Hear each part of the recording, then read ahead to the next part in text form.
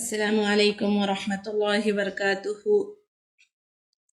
نحمده ونصلي على رسوله الكريم، اما بعد، قال اللہ تعالی فی القرآن المجید والفرقان الحمید، اعوذ باللہ من الشیطان الرجیم، بسم اللہ الرحمن الرحیم، یا ایہا الناس اتقوا اللہ حق تقاتہ ولا تموتن الا وانتم مسلمون۔ سب سے پہلے میری محترم ماں اور عزیز بہنوں، آؤ اس پروردگار وحدہ لا شریک لہ کا ہم شکریہ ادا کرتے ہیں جس نے ہمیں صحت کی دولت سے مالا مال کیا، ہمیں کہنے کے لائق اور آپ کو سننے کے لائق بنایا، اور اللہ تعالیٰ نے ہمیں توحید کی، اسلام کے سننے اور اسلام کے سنانے کی توفیق عطا فرمائی۔ اللہ تعالیٰ کا اس بات پر لاکھ لاکھ شکر اور احسان ہے۔ اللہ تعالیٰ ہمارے دلوں کو ایمان کی دولت کے لیے کھول دے۔ اللہ تعالیٰ ہمارے دلوں کو اللہ اور اس کی رسول کی محبت کے لیے کھول دے، اور اللہ تعالیٰ ہمیں موت آنے سے پہلے موت کی تیاری کرنے والے بندے بنا دے۔ آمین ثم آمین۔ یہی ہماری دعا ہے، یہی ہماری خواہش ہے، یہی ہماری جستجو ہے، یہی ہماری کوشش ہے انشاءاللہ۔ میری ماں اور بہنوں، آج کی ہماری تقریر کا عنوان رہے گا انشاءاللہ ابراہیم علیہ السلام کی زندگی ہمارے لیے نمونہ کیوں ہے، اسوہ کیوں؟ سب سے پہلے میں آپ کے سامنے 3 حصے رکھتی ہوں تقریر کے اپنے۔ ہمارا ایک حصہ تو رہے گا عشرہ ذی الحجہ کی فضیلت، عشرہ ذی الحجہ میں کام کرنے والے کام۔ ہمارا تقریر کا دوسرا حصہ رہے گا قربانی کی اہمیت، قربانی کی فضیلت، قربانی کے مسائل، قربانی کے بارے میں۔ اور ہماری تقریر کا تیسرا حصہ رہے گا کیوں ابراہیم علیہ السلام کی زندگی ہمارے لیے نمونہ ہے، کیوں اللہ تعالیٰ نے ابراہیم علیہ السلام کو قربانی کرنے کا حکم دیا، کیوں اس سنت کو، اس قربانی کے عمل کو اللہ تعالیٰ نے مسلمانوں پر ضروری قرار دے دیا۔ انشاءاللہ ہماری کوشش ہوگی اذان تک یا اذان کے کچھ دیر تک، ہے نا، اذان سے پہلے تک میری کوشش ہوگی کہ بات ختم کر دوں، لیکن 5-10 منٹ ادھر ادھر ہو جائیں تو سنبھال لیجئے گا۔ آنے جانے کا وقت تو آپ کا بچ ہی رہا ہے، پیسے بھی بچ گئے، وقت بھی بچ گیا، سب کچھ بچ گیا آپ کا، تو ورنہ آنے جانے میں ہی 1-1 گھنٹہ لگ جاتا۔ ٹھیک ہے، تو آئیے آج کی تقریر ہم شروع کرتے ہیں۔ ذی الحجہ کا مہینہ آ رہا ہے، ضروری ہے آپ یہ پوری تیاری سے رہے، دل کھول کے آپ ذی الحجہ کا استقبال کریں۔ اور میری ماں اور بہنوں، میری آپ سے درخواست ہے پین اور نوٹ بک لے کے آپ بیٹھے تاکہ جلدی جلدی آپ تسبیحات، دعائیں، مسائل سب کچھ آپ نوٹ کر سکے، لکھ سکے۔ لکھنا بہت زیادہ ضروری ہے تاکہ جب بھی وقت ہو، جب ضرورت ہو، ہم اس کو پڑھ سکیں۔ ہاں، قریب میں ہی رکھا ہوگا کوئی پین نوٹ بک وغیرہ، آپ لے لیں ہاتھ میں، کیونکہ فضائل مسائل بہت زیادہ ہیں۔ بخاری کی روایت ہے، اللہ کے نبی صلی اللہ علیہ وسلم فرماتے ہیں، یہ جو ذی الحجہ کے پہلے 10 دن ہے، اس کو عشرہ ذی الحجہ کہا جاتا ہے۔ جیسے ہی ذی الحجہ کا چاند نظر آ گیا، پہلی تاریخ شروع ہو گئی، اور یہاں سے لے کے بقرعید کے دن تک موٹا سمجھنے والوں کے لیے یہ بات ضروری ہے، بقرعید سے 10 دن پہلے تک بات ختم۔ اب کسی کو سمجھ میں نہیں آتا ہے کب سے شروع ہو رہا ہے، کب ختم ہو رہا ہے، تو ان ماں اور بہنوں کے لیے یہ بات ہے کہ بقرعید کے 10 دن پہلے کی بات چل رہی ہے۔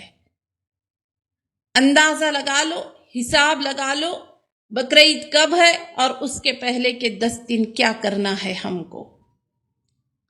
اللہ کے نبی صلی اللہ علیہ وسلم فرماتے ہیں، یہ بقرعید کے پہلے کے 10 دن عشرہ ذی الحجہ جس کو کہا جاتا ہے، اس میں کیے جانے والے اعمال اللہ کو اتنا پسند ہے، اتنا زیادہ پسند ہے، اللہ کو کوئی اور عمل اتنا پسند نہیں ہے۔ ہماری زندگی کے اندر نہ جانے کتنے رمضان آئیں گے، ہماری زندگی کے اندر نہ جانے کتنے ذی الحجہ آئیں گے، کتنی بقرعید آئے گی۔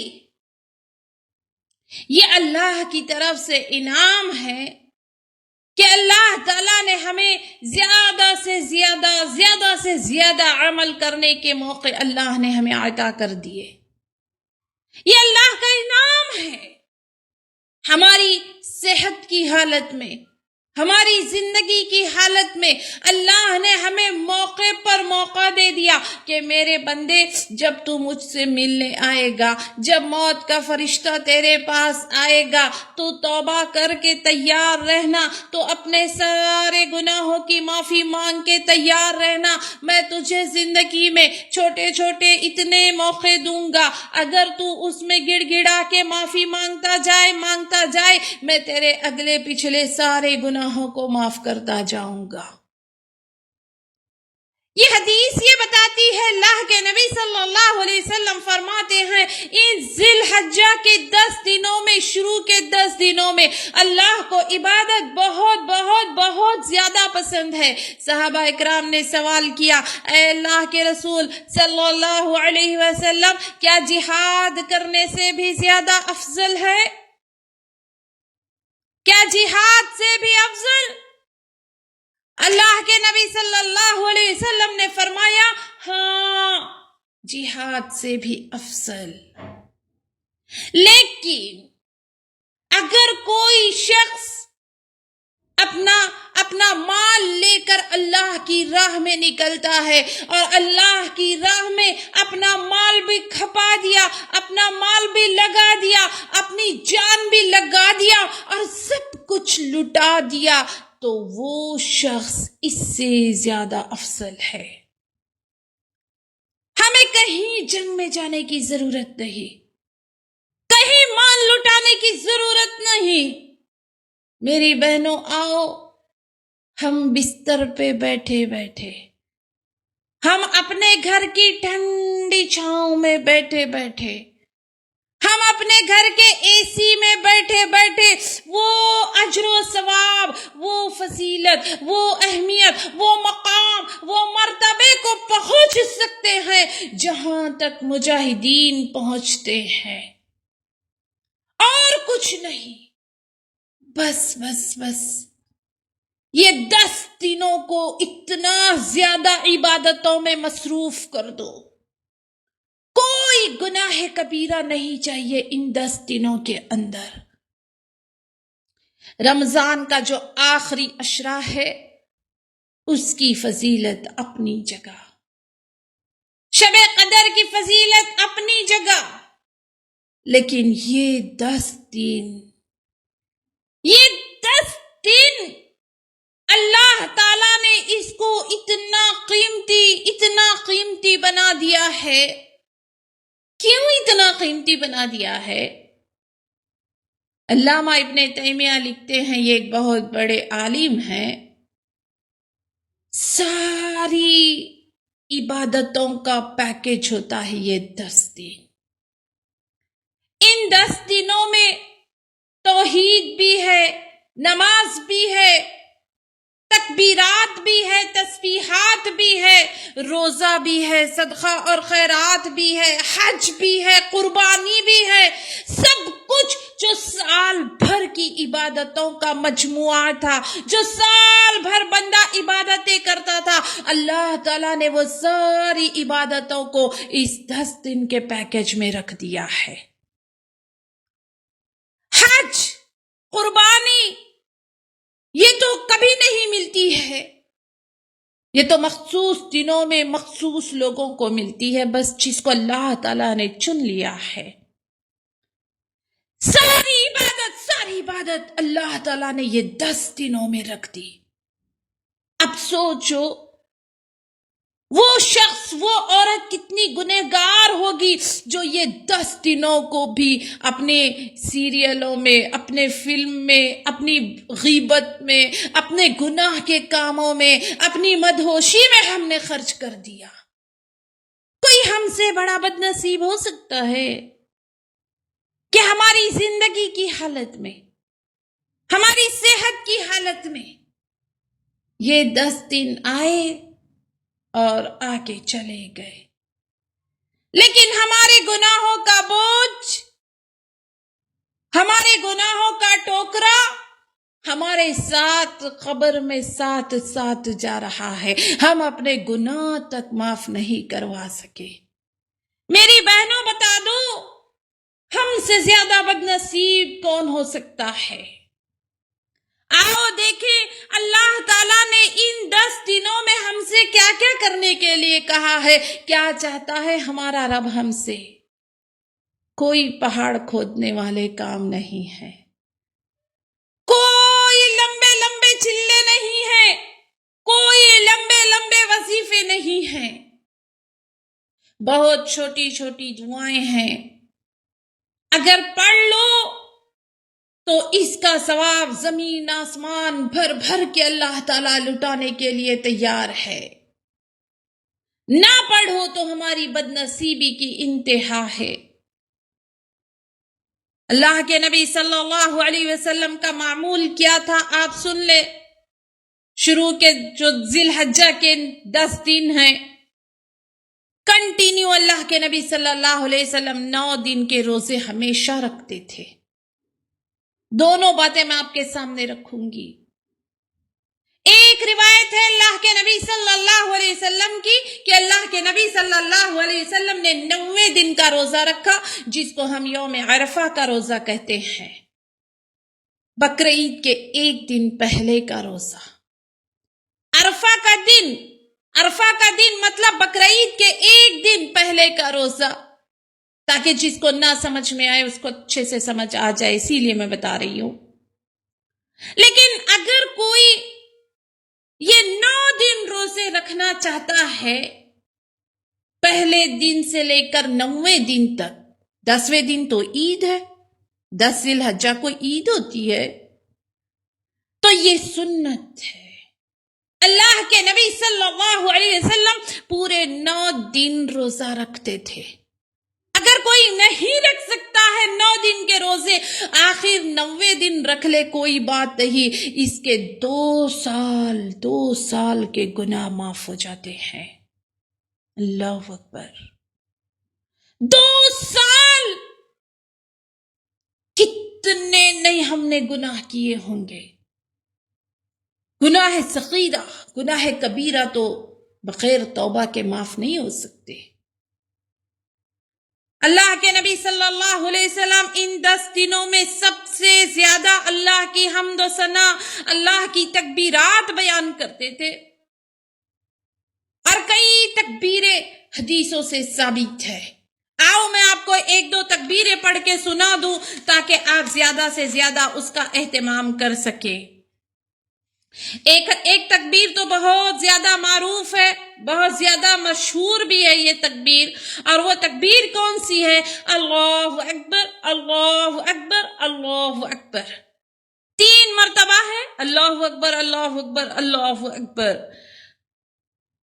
لا الہ الا اللہ واللہ اکبر وللہ الحمد۔ ایک تکبیر ہے اللہ اکبر کبیرہ، الحمد للہ کثیرہ، وسبحان اللہ بکرۃ واصیلا. آپ کوئی بھی تکبیر پڑھ سکتے ہیں، اٹھتے بیٹھتے، چلتے پھرتے، کھاتے پیتے. میری ماں اور بہنوں،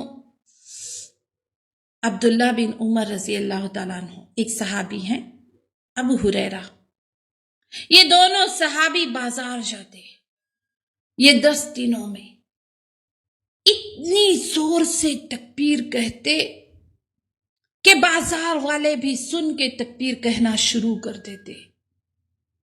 یہ 10 دنوں میں بازار تک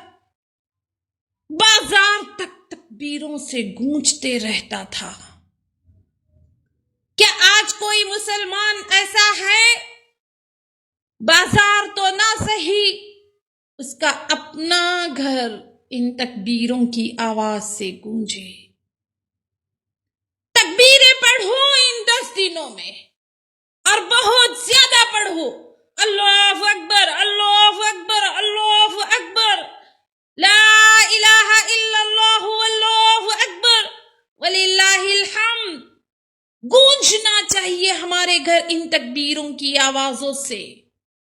جب ایک ماں پڑھے گی تکبیر چلتے پھرتے اٹھتے بیٹھتے، چیلنج ہے، اللہ کی قسم اس کے پیچھے اس کا 1 2 3 4 اولادیں بھی تکبیریں پڑھے گی. یہ ہماری کیسی زندگی ہو گئی ہے میری ماں اور بہنوں. رمضان آیا اور چلا گیا، ہم نے یہ سمجھ لیا مسجدیں بند ہیں تو نماز بھی معاف ہو گئی ہے. ہم گھر میں بھی تو پڑھ سکتے تھے تراویح، لیکن نہیں. حج بند ہے، مسجدیں بند ہیں، عمرہ اور طواف بند ہے. کیا اللہ کی عبادتیں معاف ہو گئی؟ ہماری زندگی مختصر کام اور بہت کم ہوتے جا رہی ہے. دیکھتے دیکھتے 1 دن 2 دن کی بیماری میں اچھا خاصا ہٹا کٹا بندہ اس دنیا سے رخصت ہو جاتا ہے. اگر ہم نے اب بھی اپنی موت کو قریب نہ سمجھا، اپنی موت کی تیاری ہم نے نہیں کی، بتاؤ ہم سے زیادہ کم عقل، ہم سے زیادہ بے وقوف، ہم سے زیادہ غافل کون ہوگا؟ عبداللہ ابن عمر رضی اللہ تعالیٰ عنہ اپنے خیمے میں بیٹھ کے، خیمہ گھر اپنا جو جھونپڑی ہوتی، اپنا جو خیمہ ہوتا، اس میں بیٹھ کے اتنی زور سے تکبیر کہتے، آواز مسجد تک جاتی. آواز مسجد تک جاتی. جب عبداللہ ابن عمر کی آواز سنتے مسجد والے مسجد سے تکبیریں کہنا شروع کرتے. ذی الحجہ شروع ہو گیا، ذی الحجہ کا مہینہ ہے، ذی الحجہ کا مہینہ شروع ہو گیا، اور وہ تکبیریں اتنی زور سے کہتے مسجد کی آواز بازار تک جاتی. جب بازار والے سنتے کہ چاروں طرف سے مسجدوں سے آوازیں آ رہی ہے تکبیروں کی، بازار میں ہوتے ہوئے یہ لوگ تکبیریں کہتے، پورا بازار، پورا مینا تکبیروں سے گونج اٹھتا. ہر مسلمان، چاہے وہ گھر میں ہو، چاہے وہ بازار میں ہو، چاہے وہ مسجد میں ہو، چاہے وہ حاجی ہو حاجی نہ ہو، تکبیریں تو کہہ لے. اب تو چھوڑ دے اپنی فضول باتیں، اب تو چھوڑ دے اپنی غیبت کی باتیں. یہ اللہ تعالیٰ نے اس کے لیے بہترین انعام رکھ دیا ہے ان 10 دنوں کے اندر. آؤ اپنے گھروں کو اسلامی گھر بنائیں، اپنے گھروں کو رنگ دیں اسلام کے ماحول میں. اگر گھر کے اندر کوئی غیر محرم نہیں ہے، کسی غیر محرم کے سننے کا ڈر نہیں ہے، تو عورت بھی زور سے تکبیر پڑھ سکتی ہے. زور سے کا مطلب چلا کے نہیں، کم از کم اتنا زور سے پڑھے اس کے بچے سن کے پڑھنے لگے. میری ماں اور بہنوں، آپ یاد رکھیں، آگے چل کے ہماری اولاد اس سے زیادہ نافرمان ہوگی، آگے چل کے ہمیں اس سے زیادہ مشکلات کا سامنا کرنا ہوگا، آگے کے حالات اتنے خراب آنے والے ہیں، ہمیں آج سے زیادہ مصیبت کل آنے والی ہے۔ ایک ہی طریقہ ہے اپنے آپ کو مصیبتوں سے بچانے کا، ایک ہی طریقہ ہے اپنے آپ کو مشکلات سے روکنے کا، ایک ہی طریقہ ہے اولاد کو فرما بردار بنانے کا۔ آؤ آؤ آؤ، اپنے گھروں کو اسلامی گھر بناؤ، اپنے ماحول کو اسلام کے ماحول میں ڈھال دو، بند کر دو یہ ناچ گانے، بند کر دو یہ غیبت چغلی، بند کر دو یہ کھیل تماشے، بند کر دو یہ پکارنا چیخنا چلانا ایک دوسرے پہ۔ ہر گھر، ہر بچہ، ہر عورت، ہر ماں، ہر بزرگ، ہر نانی، ہر دادی تسبیحات اگر پڑھے گی اور اس کا دیکھ کے گھر میں بہویں شروع کریں گی، بیٹیاں شروع کریں گی، نواسا نواسی پوتا پوتی شروع کریں گے، سوچو اس گھر سے زیادہ مبارک گھر کون سا ہو سکتا ہے؟ وہ گھر سے زیادہ بابرکت گھر کون سا ہوگا؟ جس گھر میں اللہ اکبر کے نعرے گونج رہے ہوں۔ یہ ہمارے کیسے گھر ہے جس میں چاروں طرف سے صرف شیطانی آواز، شیطان کے گانے بجانے، گاجے باجے گونج رہے ہیں؟ آؤ نا، اب تو ہم اپنے گھروں کو اسلامی گھر بنائیں، ہمارے گھروں سے قرآن کی آواز گونجے، ہمارے گھر میں علم سیکھنے اور سکھانے کا ماحول پیدا ہو۔ ذی الحجہ ہے تو ہمارے گھر میں عبادت کا ماحول پیدا ہو جائے، رمضان آئے تو عبادت کا ماحول پیدا ہو جائے، فجر کی اذان ہو تو صبح جاگنے کا ماحول پیدا ہو جائے، ہمارے گھر میں مسواک کا ماحول پیدا ہو جائے۔ آؤ ہم اسلام کو عمل کریں، آؤ ہم اسلام کو عام کریں، آؤ ہم اسلام کے تابع دار بن جائیں۔ یاد رکھو، دنیا اور آخرت کی نجات کا راستہ صرف اسلام کو فالو کرنے میں ہے۔ دنیا کے اندر بھی کوئی بھلائی ہو ہی نہیں سکتی۔ دنیا میں بھی اگر آپ کو جیتنا ہے، دنیا کے اندر بھی اگر آپ کو سکون کی زندگی چاہیے، دنیا کے اندر بھی اگر آپ خوشگوار زندگی چاہتے ہیں، میری ماں اور بہنوں، صرف ایک طریقہ ہے، اسلام کو آپ جتنا زیادہ فالو کریں گے، خوشیاں، سکون، برکتیں، رحمتیں، عنایتیں، ہر چیز ہمارے گھر میں نازل ہو سکتی ہے۔ لیکن اگر ہم نے اسلام کو چھوڑ دیا، ہم کہیں کے نہیں رہیں گے۔ اللہ کے نبی صلی اللہ علیہ وسلم نے فرمایا، آؤ سنتے ہیں، یہ تو تکبیرات کہنے کا حکم تھا، اور عید کی نماز کے دن نہیں بلکہ پورے 10 دن پڑھنا ہے یہ تکبیرات۔ پورے 10 دن گھر کا ماحول بنا لو، خود پڑھو، اولاد کو پڑھاؤ۔ کم از کم آپ کی تکبیریں سن کے ہی کوئی پڑھ لے گا۔ عورت بھی زور سے پڑھ سکتی ہے، بشرط یہ کہ کوئی غیر محرم سننے کا ڈر نہ ہو، یا کم سے کم اتنی زور سے پڑھے کہ اس کے بچے سن کے پڑھنے لگے۔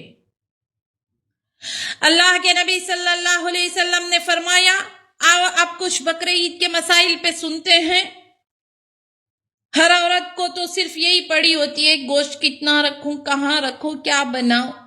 پہلے بقرعید کے مسائل تو سنتے ہیں، اس کے بعد گوشت بھی رکھ لیں گے، ہے نا۔ آپ صلی اللہ علیہ وسلم نے فرمایا، مجھے بقرعید کے دن عید منانے کا حکم ملا ہے۔ ہو جعلت لنا عیدین۔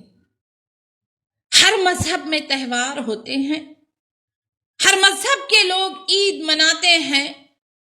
اللہ کے نبی صلی اللہ علیہ وسلم نے فرمایا، جعلت لنا عیدین، ہمارے لیے بھی 2 عیدیں بنائی گئی ہیں، ہمارے لیے بھی 2 عیدیں مقرر کی گئی ہیں، عید الفطر، عید الاضحیٰ، 2 عیدیں۔ دوسری حدیث میں اللہ کے نبی صلی اللہ علیہ وسلم فرماتے ہیں، بقرعید کے دن مجھے عید منانے کا، تہوار منانے کا، خوشیاں منانے کا حکم ملا ہے۔ ایک صحابی نے پوچھا، یا رسول اللہ صلی اللہ علیہ وسلم، اگر بقرعید کے دن مجھے کوئی جانور نہیں ملتا ہے قربانی کرنے کے لیے، میرے پاس صرف ایک جانور ہے دودھ والا اور اسی پر میرے پورے گھر کا گزر بسر ہے، کیا میں اس جانور کو اللہ کے حکم کی خاطر، بقرعید کی خاطر قربان کر دوں؟ اس کے علاوہ میرے پاس کوئی اور جانور نہیں ہے۔ اللہ کے نبی صلی اللہ علیہ وسلم نے فرمایا، نہیں، تم اپنے بقرعید کے دن اپنے بال، اپنے ناخن، اپنی شرمگاہ کے بال کاٹ لو، اس سے اللہ تعالیٰ تمہیں قربانی کا ثواب ضرور دے گا۔ میری ماں اور بہنوں، یہاں مسئلہ ہے، جو قربانی نہیں دے رہے، کیا وہ لوگ جو قربانی دے رہے ہیں، دونوں ہی چاند دیکھنے کے بعد نہ تو اپنے بال کاٹ سکتے، نہ اپنے ناخن تراش سکتے۔ جو قربانی دے رہا ہے وہ بھی نہیں، اور جو قربانی نہیں دے رہا ہے اس کے لیے تو یہی بال، یہی ناخن قربانی کے اجر و ثواب میں شامل کر دیا اللہ تعالیٰ نے۔ دیکھو ہمارا رب کتنا غفور الرحیم ہے۔ طاقت نہیں نہ صحیح، کم از کم اپنے جسم کی وہ بیکار چیزیں، وہ بھی اگر تم خلوص نیت سے اللہ کے دربار میں پیش کرو گے، ان چیزوں کو بھی کاٹو گے، اللہ تعالیٰ نے اس پر بھی اجر و ثواب رکھ دیا ہے۔ دوسرا مسئلہ یہاں پہ وہ ہے، کیا کوئی قرض لے کے قربانی دے سکتا ہے؟ قرض لے کے قربانی دے سکتے ہیں؟ تو اس میں ابن تیمیہ کہتے ہیں، ایسا قرض جس کے بعد میں ادا کرنے کی وہ طاقت رکھتا ہے، پکا یقین ہے میرے پیسے یہاں سے آئیں گے اور میں دے دوں گا، بس آنے میں تھوڑا سا ٹائم ہے، 1 ہفتہ 2 ہفتہ، قرض لے کے کر سکتا ہے، لیکن ضروری نہیں ہے۔ ہاں، لیکن پیسے آنے تھے، آئے نہیں، بس پکا یقین ہے کہ میں اس کو ادا کر لوں گا، قرض کو پیڈ کر دوں گا، تو کر سکتا ہے۔ ٹھیک ہے، اللہ کے نبی صلی اللہ علیہ وسلم فرماتے ہیں 4 جانور کی قربانی جائز نہیں ہے، 4 جانور قربانی میں جائز نہیں ہے۔ سن لو، ایک ایسا کانا جس کا کانا پن ظاہر ہے، اندھا ہے ایک آنکھ کا، اور دور سے دیکھنے پر ہی محسوس ہو جاتا ہے بیچارے بکرے کی ایک آنکھ نہیں ہے۔ دوسرا، وہ بیمار جس کی بیماری ظاہر ہو، دور سے ہی لگ رہا ہے بیچارہ کمزور سا اور کئی دن کا بیمار جانور ہے نا۔ ایک لنگڑا جس کا لنگڑا پن ظاہر ہے، ایک کمزور جس کے اندر کوئی گودا ہی نہیں ہے، کوئی دم ہی نہیں ہے، ایسے جانور کی قربانی اللہ کو پسند نہیں ہے۔ کون سا جانور چاہیے اللہ کو؟ کون سا جانور چاہیے؟ ہر عورت، ہر مسلمان عورت، ہر مسلمان نوجوان کو قربانی کے مسائل اچھی طرح سے پتہ ہونی چاہیے۔ یاد رکھو، جو کام ہم بار بار ہر سال دہراتے ہیں، اور قربانی کے کتنے سارے مسائل ہیں جو ہمیں نہیں پتہ ہوتے ہیں۔ کچھ مسائل ہو سکتے ہیں ہمیں پتہ ہو، لیکن کچھ مسائل میں آپ کے سامنے ایسے پیش کروں گی جس کو یقیناً کوئی عورت نہیں جانتی ہے۔ قربانی کے جانور کے 2 دانت ہونا ضروری ہے۔ کون سا جانور ضروری ہے؟ 2 دانت ہو اس کے۔ اگر 2 دانت والا جانور نہیں مل رہا ہے تو کم از کم بھیڑ کا بچہ چاہیے، بھیڑ کا بچہ چاہیے، لیکن آپ کوشش کریں کم از کم قربانی کے جانور کے 2 دانت ہوں، 2 دانت والا جانور چاہیے۔ آؤ دیکھیں قربانی کن کن جانوروں کی کر سکتے ہیں۔ اللہ تعالیٰ نے سورہ انعام میں اس کی لسٹ دے دیا، اونٹ، گائے، بھیڑ، بکری، بس یہ 4 جانور ہیں۔ اونٹ کا میل فیمیل، گائے کا میل فیمیل، بھیڑ یعنی دمبے کا میل فیمیل، اور بکری کا میل فیمیل، اس کی قربانی کر سکتے ہیں۔ بس اونٹ میں 10 لوگ شریک ہو سکتے ہیں، گائے میں 7 لوگ، اور بکرے میں پورا گھر، ایک فیملی، ایک خاندان، ایک باپ کے بچے، زندہ مردہ سب لوگ، سب آ گئے اس کے اندر۔ بہت سارے علماء نے بھینس کی قربانی کو جائز قرار نہیں دیا ہے۔ بھینس کے بارے میں بڑے اختلافات ہیں۔ کچھ لوگ کہتے ہیں جب گائے کی جائز ہے تو بھینس کی کیوں نہیں جائز ہے؟ لیکن بھینس اور گائے 2 الگ الگ مخلوق ہیں، دونوں کا مزاج الگ، دونوں کا رنگ الگ، دونوں کا نیچر الگ، دونوں کا دودھ الگ، دونوں کا خون الگ، دونوں کا گوشت الگ، اور عبادات میں کسی کو کسی پر امیجن نہیں کر سکتے، تصور نہیں کر سکتے۔ اسی لیے بھینس کی قربانی کو جائز قرار نہیں دیتے ہیں۔ بھینس کی قربانی میں آپ کے سامنے اس لیے بتا رہی ہوں، جیسے بہت سارے اسٹیٹ اب ایسے ہیں جہاں پہ گائے کاٹنا منع ہے، اور بقرعید کے ٹائم پہ تو زور دیتے ہیں یہ لوگ اس بات پہ کہ نہیں، گائے کوئی نہیں کاٹے گا، تو وہاں پہ مسلمان جمع ہو کے بھینس کی بھی قربانی کر دیتے ہیں۔ کچھ لوگ کہتے ہیں لیکن یہ صحیح دیکھا جائے تو یہ اس میں جائز نہیں ہو سکتی ہے، ٹھیک ہے؟ حاملہ کی قربانی جائز ہے۔ آگے کا مسئلہ ہے بقرعید کی نماز کے بعد سے قربانی جو شروع ہوگی، بقرعید کا دن 10، 11، 12، 13، 4 دن تک قربانی جائز ہے، 4 دن تک قربانی ہو سکتی ہے۔ قربانی کی 10ویں تاریخ، ذی الحجہ کی 10ویں تاریخ، 11ویں تاریخ، 12ویں تاریخ اور 13 اور بقرعید کو ملا کے اس کے ٹوٹل ہوتے ہیں 4 دن۔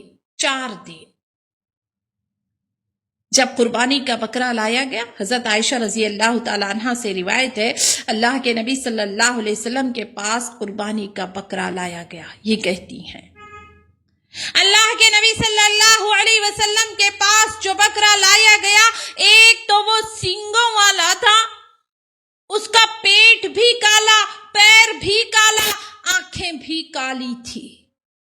قربانی میں وہ جانور سب سے زیادہ محبوب مانا گیا، سب سے زیادہ پسندیدہ مانا گیا، سب سے زیادہ فضیلت والا مانا گیا، سب سے زیادہ عظمت اور ثواب والا مانا گیا، جس کے پیر، جس کا پیٹ، جس کی آنکھیں کالی ہو۔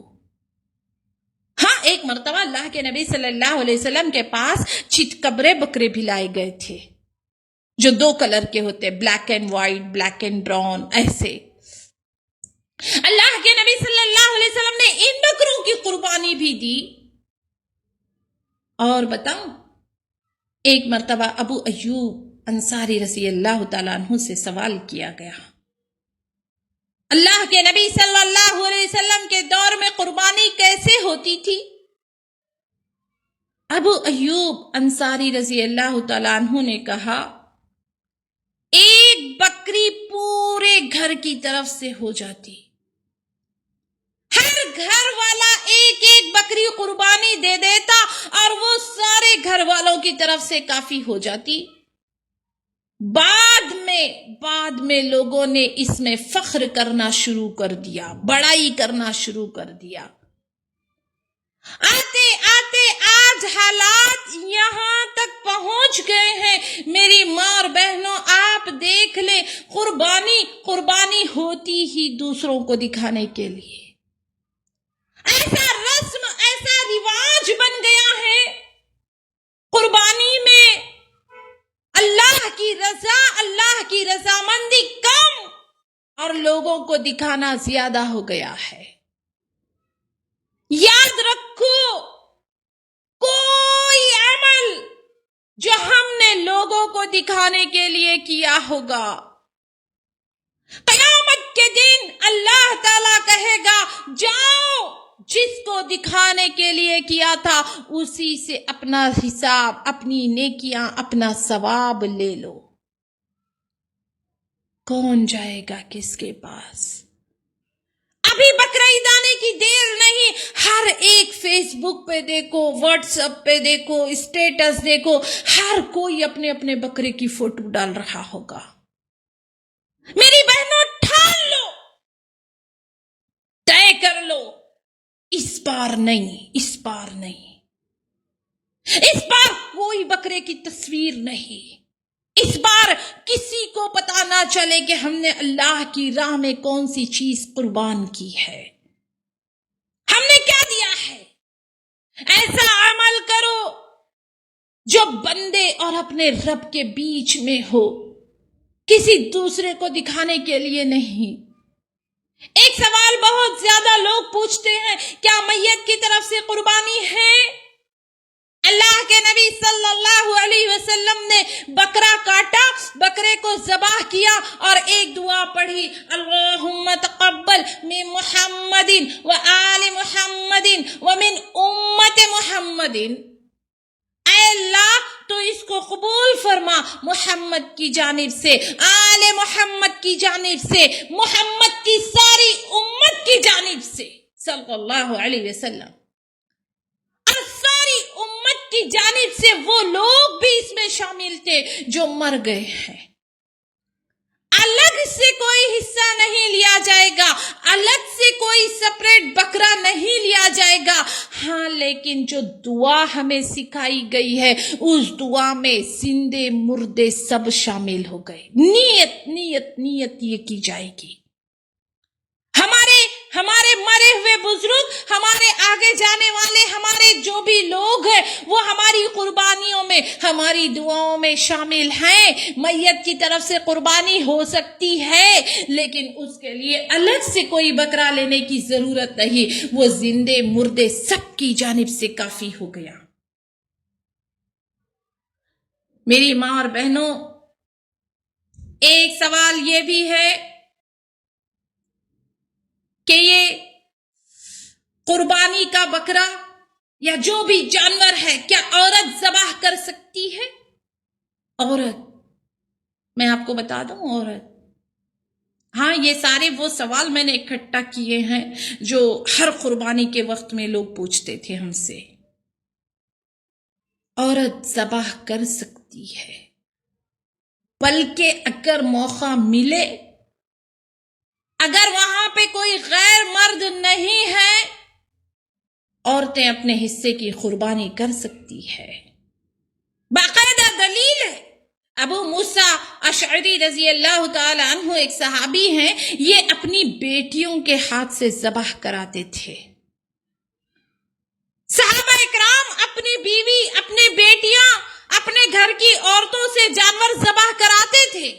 کچھ لوگ ہیں جو یہ کہتے ہیں اگر عورت ذبح کر دے تو جانور سارا مکروہ ہو گیا، اب جانور کو نہیں کھا سکتے۔ نہیں، کوئی دلیل نہیں ہے اس بات کی۔ ایک عورت دوڑی دوڑی آتی ہے اللہ کے نبی صلی اللہ علیہ وسلم کے پاس، آ کے کہتی ہے اللہ کے رسول صلی اللہ علیہ وسلم، میں بکریاں چراتی ہوں، اچانک میں نے دیکھا میری ایک بکری آخری سانس لے رہی ہے، مرنے کے قریب ہے، میں نے ایک پہاڑ کا تیز پتھر لیا اور اس کو ذبح کر دیا، کیا یہ جانور کھا سکتے ہیں؟ اللہ کے نبی صلی اللہ علیہ وسلم نے فرمایا بالکل کھا سکتے ہیں، اور خود بھی اللہ کے نبی صلی اللہ علیہ وسلم نے اس سے کھایا۔ میری ماں اور بہنوں بتا دو، اگر عورت کا ہاتھ کا جانور ذبح کیا ہوا منع ہوتا، کیا اللہ کے رسول صلی اللہ علیہ وسلم اس کو کھانے کی اجازت دیتے؟ کیا ہمارے صحابہ اکرام اپنی بیوی اپنی بیٹیوں سے ذبح کراتے؟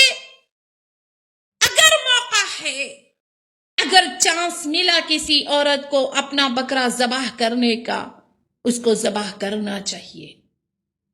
لیکن بڑے افسوس کی بات ہے، ہماری عورتیں اتنی بزدل ہوتی ہیں، ذبح کرنا تو دور کی بات، ذبح ہوتے ہوئے بھی نہیں دیکھ سکتی۔ ایک کاکروچ سے ڈرنے والی عورت، ایک چھپکلی پہ شور مچانے والی عورت، ایک عورت جو سن لے یہ گھر میں شیطان ہے اور وہ گھر چھوڑ کے بھاگ جائے، وہ عورت، شیطان سے ڈرنے والی عورت، وہ کیا بکرے ذبح کرے گی، کیا گائے ذبح کرے گی۔ لیکن میری ماں اور بہنوں سن لو، ایک مومنہ عورت کبھی بزدل نہیں ہوتی ہے۔ مومنہ عورت اسٹرانگ ہوتی ہے، مومنہ عورت طاقتور ہوتی ہے، مومنہ عورت بہادر ہوتی ہے۔ موقع ملا ذبح کرنا چاہیے اس کو، نہیں ملا، بہت سارے قصائی ہیں، بہت سارے غیر مرد وہاں پہ موجود ہے، غیر محرم موجود ہے، تو کوئی بات نہیں، رہنے دو۔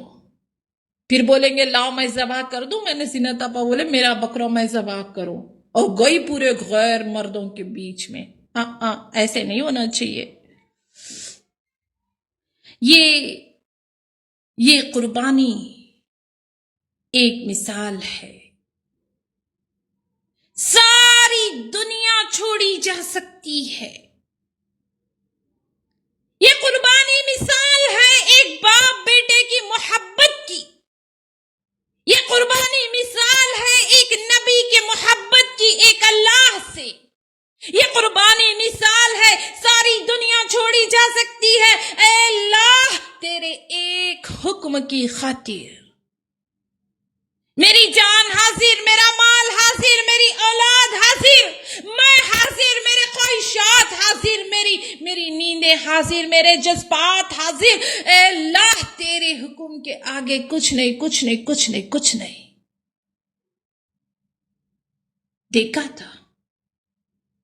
تھا ابراہیم علیہ السلام نے ایک خواب کہ میں ذبح کر رہا ہوں اسماعیل کو، اور انبیاء کا خواب وہی ہوتا ہے، حکم کا درجہ رکھتا ہے۔ پوچھا اپنے بیٹے سے انی اذبح کا ماذا ترى، میرے بچے میں نے تو خواب میں یہ دیکھا ہے کہ میں تجھے ذبح کر رہا ہوں، میرے بچے میرے لخت جگر بتا دے تیری کیا رائے ہے؟ بیٹا بھی فرما بردار۔ ہماری کوئی اولاد ہوتی نا، کہتی خواب تم نے دیکھا، ذبح بھی تم کر لو۔ تمہارے ایک خواب کے لیے میں اپنے آپ کو ذبح کر دوں؟ اولاد فرما بردار یہ کہہ رہی ہے یا ابت افعل ما تؤمر ستجدنی انشاءاللہ من الصابرین، میرے ابو آپ کر ڈالیے جو آپ کو حکم دیا گیا ہے، انشاءاللہ اگر اللہ نے چاہا تو آپ مجھے صبر کرنے والوں میں سے پاؤں گے، صبر کرنے والوں میں سے پاؤں گے۔ ہزاروں سال پہلے کے یہ واقعات اللہ تعالیٰ نے قرآن میں بیان کر دیے۔ جب باپ بیٹا چل پڑے قربانی کی رسم ادا کرنے کے لیے، اس خواب کو پورا کرنے کے لیے، بیٹے نے باپ سے کہا ابو جب میں مر جاؤں گا مجھے دفنانے کے لیے آپ کے پاس کفن بھی تو نہیں ہے، یہ میری قمیص اتار لو اور اسی قمیص میں مجھے دفن کر دینا، اسی کرتے کے اندر۔ قمیص اتار دیا، بیٹے کو لٹا دیا اوندھے منہ، اتنا خوبصورت، اتنا پیارا، اتنا فرما بردار بیٹا، وہ بڑھاپے کی اولاد، بڑھاپے کا سہارا، وہ اکلوتا بیٹا، اس کے علاوہ کوئی اور بیٹا نہیں ہے۔ ایک بار بھی ابراہیم علیہ السلام نے یہ نہیں سوچا کہ اگر میں اسماعیل کو ذبح کر دوں تو اے اللہ میرے بڑھاپے کا سہارا کون ہوگا؟ میرے بڑھاپے کی لاٹھی، میری نسل کیسے چلے گی؟ میرا خاندان آگے کیسے بڑھے گا؟ میں کیسے بیٹھ کے کھاؤں گا؟ کون ہوگی میری آنکھوں کی ٹھنڈک؟ نہ اپنا فیوچر، نہ اپنا بڑھاپا، نہ اپنا سہارا، سب کچھ داؤ پہ لگا دیا آج اللہ کے ایک حکم کی خاطر۔ آج جو بیٹا لیٹا ہے زمین پر ذبح ہونے کے لیے، آج جو بیٹا لیٹا ہے زمین پہ قربان ہونے کے لیے، وہ صرف بیٹا نہیں تھا، وہ ابراہیم علیہ السلام کے بڑھاپے کا سہارا تھا، وہ ابراہیم علیہ السلام کی آنکھوں کی ٹھنڈک تھی، وہ ابراہیم علیہ السلام کی کل جائیداد تھی، پوری دنیا تھی ان کی۔ اور ایسے بڑھاپے کی اولاد، اس کے بعد کوئی اولاد ہونے کی دور تک امید بھی نہیں ہے، آخری اولاد مانی جائے اس کو۔ لیکن اللہ تیرے حکم سے بڑھ کے کچھ بھی تو نہیں ہے۔ میری جوانی حاضر، میرا بڑھاپا حاضر، میری اولاد حاضر، میری کل کائنات تیرے لیے حاضر ہے۔ لٹا دیا زمین پر، بس چھری پھیرنے ہی والے تھے، اللہ تعالیٰ نے آواز دی، او ابراہیم تم کامیاب ہو گئے اپنے امتحان میں، اذبح ھذا ولا تذبح، یہ لو، یہ مینڈھا، یہ دمبا لے لو اور اس کو ذبح کر دو، چھوڑ دو اسماعیل کو۔ میری ماں اور بہنوں، خود قرآن کہتا ہے، خود اللہ کے الفاظ ہیں، یہ بہت بڑا امتحان تھا ابراہیم علیہ السلام کے لیے، لیکن ابراہیم علیہ السلام اس امتحان میں کامیاب ہو گئے۔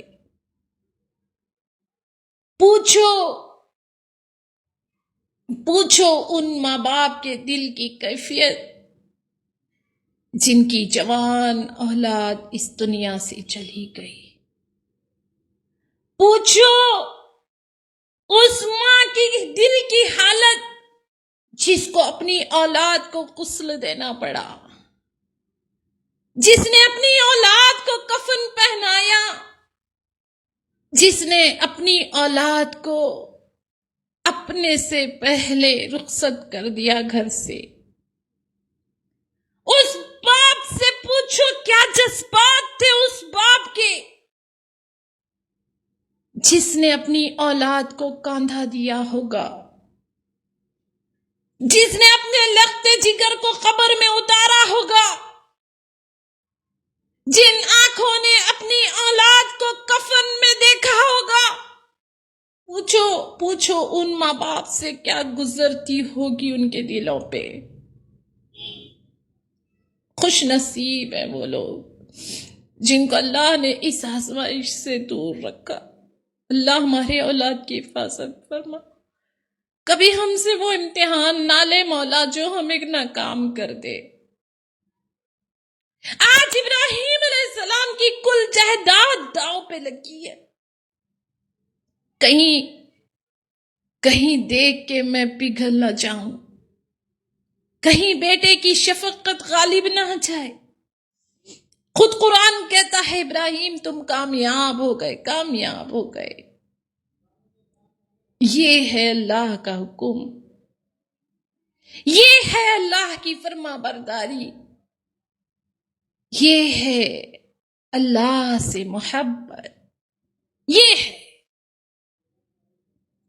ضرورت پڑی اپنے آپ کو قربان کر دیا، ضرورت ہوئی اپنی جوانی کو قربان کر دیا، ضرورت ہوئی اپنی خواہشات، اپنی جذبات، اپنے فیلنگز، اپنی ضروریات کو قربان کر دیا، ضرورت ہو گئی اپنی ساری دولت کو اللہ کی راہ میں نچھاور کر دیا، ضرورت ہو گئی میری اولاد بھی اللہ پہ حاضر ہے.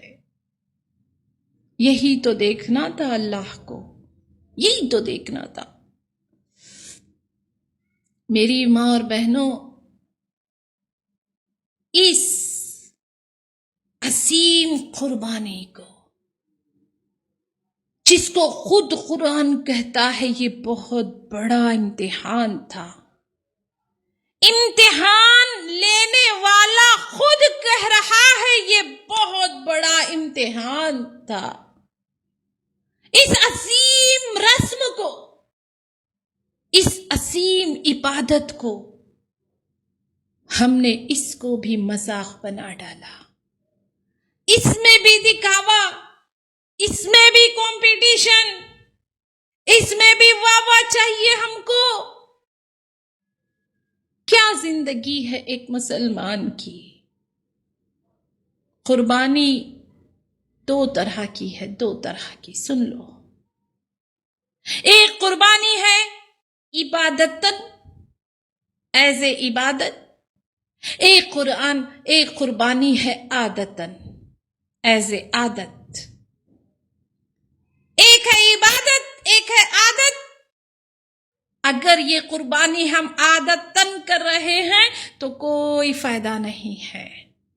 عادت ہے قربانی کرنے کی، صرف اس واسطے قربانی کر رہے کہ ہمارے باپ دادا سے یہ رسم چلی آ رہی ہے، اب نہیں کریں گے تو اچھا نہیں لگے گا. خاص کر کے بیٹی کے سسرال والے کیا کہیں گے، یہ لوگ تو قربانی تک نہیں کرتے. صرف دکھاوا دکھاوا دکھاوا. تو رک جائیے، رک جائیے. آئیے دیکھتے ہیں زندگی میں اس سے بھی ضروری کچھ چیزیں ہیں. ایک ہے قربانی عادتاً، ایک ہے عبادتاً. میں آپ کو بتاؤں گی عادتاً قربانی کیا ہوتی ہے، عبادتاً قربانی کیا ہوتی ہے. کچھ پوائنٹس میں آپ کے سامنے رکھوں گی. قربانی کا جانور خریدنے سے پہلے، قربانی کی قیمت لگانے سے پہلے، قربانی دینے سے پہلے آؤ دیکھو کہیں کہیں ہم کون سے کٹہرے میں کھڑے ہیں. کہیں ہم عادتاً تو نہیں کر رہے. قربانی سے پہلے بھی کچھ چیزیں چاہیے جو اللہ کے لیے ضروری ہے. اگر وہ چیزیں نہیں ہیں تو قربانی قبول بھی نہیں ہے. اگر وہ چیزیں ہیں جو اللہ ہم سے چاہتا ہے قربانی سے بھی پہلے، تو آؤ ہم قربانی کرتے ہیں.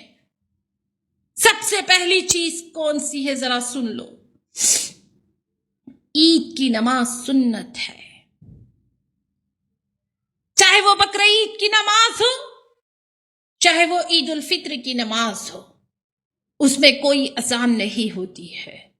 سنت کا درجہ دیا گیا ہے اس نماز کو. آپ ذرا غور سے دیکھیں اپنے اپنے گھر کے اندر، اپنے اپنے سوسائٹی، اپنا اپنا معاشرہ، اپنے اپنے گھر، اپنے اپنے گریبان میں میری ماں اور بہنوں جھانک لو. قربانی نماز، عید کی نماز سے پہلے اللہ تعالیٰ نے فجر کی نماز کو فرض قرار دے دیا. فرض. عید کا دن ہے، ہم نماز کے لیے تیار ہو رہے ہیں، ہم عیدگاہ کے لیے جا رہے ہیں. 4 دن 8 دن پہلے سے عید کا جانور بندھا ہوا ہے، قربانی کا جانور. بہت اچھی بات ہے، بہت اچھی بات ہے. لیکن ذرا ایک بات پہ غور تو کر لو، کہیں آج ہماری فجر کی نماز تو چھوٹ نہیں گئی؟ آج فجر کی نماز تو مس نہیں ہو گئی؟ فجر کی نماز فرض، عید کی نماز سنت. کیسے مسلمان ہو؟ سنت کے لیے اتنی تیاری، سنت کے لیے کپڑے پہن لیے، سنت کے لیے عیدگاہ جا رہے ہو، سنت کے لیے تیار ہو رہے ہو. فرض نماز، فرض نماز، فرض نماز، جس کے بغیر نہ سنت قبول ہے نہ سنت چاہیے اللہ کو. اللہ کے نبی صلی اللہ علیہ وسلم فرماتے ہیں جس نے ایک نماز کو، ایک فرض نماز، ایک فرض نماز کو جس نے جان بوجھ کر چھوڑ دیا، اس نے کفر کیا. ہماری زندگی کی وہ بھی جان بوجھ کے ہم نے چھوڑی تھی، باتوں میں لگ گئے. من ترک متعمدن، جان بوجھ کے اس نے صرف ایک نماز چھوڑی، وہ کافر میں شامل ہو گیا، کفر میں شامل ہو گیا. نہیں چاہیے اللہ کو وہ سنتیں جو فرض کو چھوڑ کے چاہیے، جو فرض کو چھوڑ کے جو سنتیں کرتا ہے، اللہ کو کہاں چاہیے وہ سنت؟ مرد حضرات چھوڑ دیے، فرض نمازوں میں تو کوئی شامل ہے نہیں. شادی کرنے کے وقت ان کو یاد آتا ہے 4 شادیاں سنت ہے. فرض نمازیں عید کی، فجر کی فرض تھی چھوٹ گئی، عید کی سنت کے لیے تیار ہو رہے ہیں. کیسی سوچ ہے، کیسی زندگی ہو گئی ہے نا. میری ماں اور بہنوں سن لو، قربانی دینے سے پہلے بھی کچھ اور چیزیں ہیں جو چاہیے اللہ کو. پہلے تو فرض نماز کے پابند ہونا ہے. جو بندہ مشرک ہے، جو قبروں پر سجدہ کرنے والا ہے، جو قبروں سے منتیں مرادیں مانگنے والا ہے، جو قبروں پر قربانیاں نیاز دینے والا ہے، جو دھاگے باندھنے والا ہے، جو تعویذ پہننے والا ہے، جو پیر بابا ملنگ کے پیر چھونے والا ہے، سن لو، مشرک کا کوئی عمل اللہ قبول نہیں کرتا ہے. مشرک کا کوئی عمل قبول نہیں. مشرک کی نماز برباد، مشرک کا حج برباد، مشرک کی زکوٰۃ برباد، مشرک کا صدقہ اور خیرات برباد، مشرک کی قربانی برباد. قربانی کا جانور ذبح کرنے سے پہلے ایک بار آئینے میں خود کو جھانک لو، کہیں میں شرک تو نہیں کر رہا ہوں، کہیں میرے اندر شرک کی بو تو نہیں ہے. آؤ پہلے اپنے ایمان کو خالص کر لو، آؤ پہلے توحید کو خالص کر لو، اس کے بعد اللہ تعالیٰ تم قربانی کرو گے قبول کرے گا، تم صدقہ اور خیرات کرو گے قبول کرے گا، تم حج اور عمرے کرو گے اللہ قبول کرے گا. لیکن شرک کے ساتھ ہے تو شرک کرنے والے کا ہر عمل برباد ہے. بے نمازی کا ہر عمل برباد، مشرک کا ہر عمل برباد. تو قربانی کیسے قبول ہوگی سوچو. بے نمازی کی قربانی برباد ہے. سال بھر اس نے نماز نہیں پڑھا. فرض کو چھوڑنے والا وہ سنت ادا کرے، اللہ سنت قبول نہیں کرتا. 5 وقت کی نماز اس پر فرض تھی، نمازوں کو اس نے گنوا دیا. لعنت ہے اس جوانی پر جو نمازوں سے خالی ہے. لعنت ہے اس خوبصورت جسم پر جو تجھے اللہ کے آگے جھکنے نہیں دیتا ہے. لعنت ہے ہماری اس صحت پر جس کو ہم نے نماز پڑھنے کے لیے نہیں یوز کر رہے. سال بھر اس نے نمازیں نہیں پڑھی. اب جب قربانی کا وقت آ رہا ہے، قربانی کے لیے بڑا زور و شور سے پٹھانی پہن کے اور یہ سفید جبہ پہن کے ٹوپی پہن کے تیار ہو گیا قربانی کرنے کے لیے. گھر کی عورتیں تیار ہو گئی قربانی کرنے کے لیے. دور دور تک نہ نماز کا رواج ہے گھر کے اندر، نہ کوئی نمازی ہے، نہ کوئی فجر میں اٹھتا ہے، نہ کوئی ظہر پڑھتا ہے، نہ کوئی عشاء پڑھتا ہے، اور چلے قربانی دینے کے لیے. میری بہنوں ذرا دل پہ ہاتھ رکھ کے بتا دو، کیا اللہ تعالی ہمارے اس عمل کو قبول کرے گا؟ کیا اللہ کو خون چاہیے؟ کیا اللہ کو بکرا چاہیے؟ کیا اللہ کو ہمارا گوشت پوست چاہیے؟ کیا اللہ کو ہمارے وہ 5 لاکھ 10 لاکھ کے جانور چاہیے؟ نہیں، ہرگز نہیں چاہیے. نہیں چاہیے اللہ کو یہ ساری چیزیں.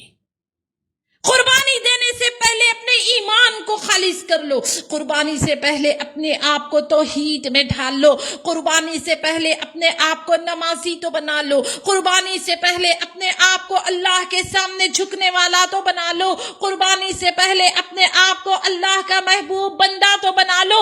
اس کے بعد جو تم قربانی دو گے، اللہ تعالیٰ کہتا ہے خون زمین پر گرنے سے پہلے، زمین پر خون گرنے سے پہلے اللہ کے پاس اس کا خون پہنچ گیا۔ اتنا مہربان، اتنا قدردان ہمارا رب ہے،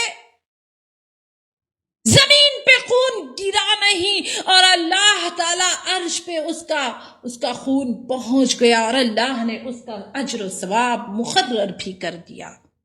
اور قیامت کے دن وہ بکرا، وہ جانور، وہ قربانی والا جانور اپنے سینگوں سمیت، اپنے بالوں سمیت آئے گا دوڑتے ہوئے۔